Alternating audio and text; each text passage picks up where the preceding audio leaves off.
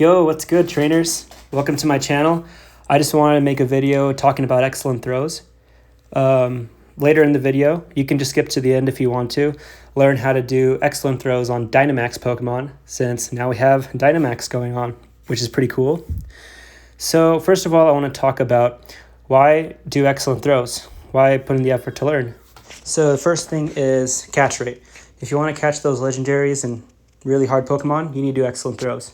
Second of all, you want to have that high XP to get through leveling up, and so it's 10 times XP when you do excellent throws.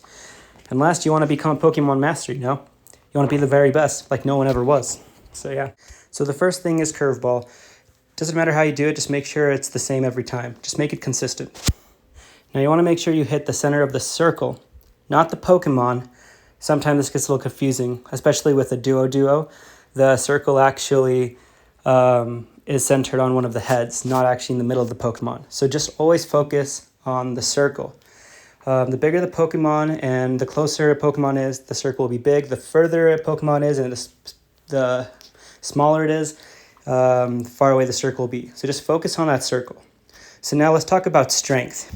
If you flick a Pokeball too hard, then it's going to go above where you need to be. And then if you don't flick it as hard, then it'll be below. So you want to make sure you're right in the middle. This will just take practice. And now when you're doing your curveball, if it goes to the right, you don't want to do that. And you also don't want to make sure it goes too far left. You just want to get in the middle. So this is the hardest thing.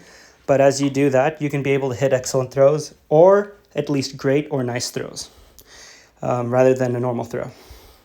So now let's talk about the difference between a nice throw, great throw, and an excellent throw. So the only difference is when you're holding the Pokeball, there's another circle that moves.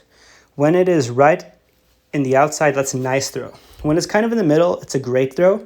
And when it's small, it's an excellent throw. So when you hit a great throw, you'll know you just need to make the circle smaller next time. And it's just trial and error and practice. And I know y'all can do it. So that's really all it takes. And yeah, just making sure, knowing the difference between all of these throws will definitely help your game. So let's do a few of my screen recordings. So this is Totodile, right in the middle.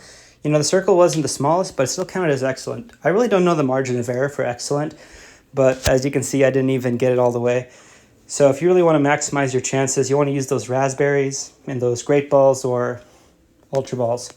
And then you'll be able to catch the Totodile. So normally this would be like 100 and something XP, but you can see that it shows 1,000. And now here's what not to do.